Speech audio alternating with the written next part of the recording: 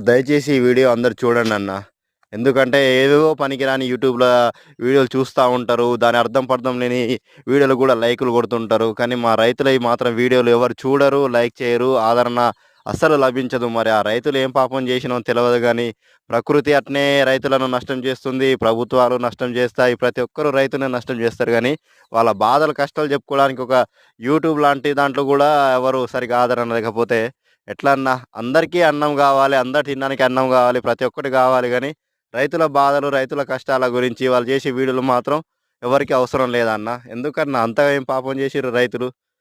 మనకు fast food సెంటర్‌లున్నాయి గదా! బేకరీలున్నాయి. ప్రతి ఒక్కటి అనుకుంటారుగా అన్న.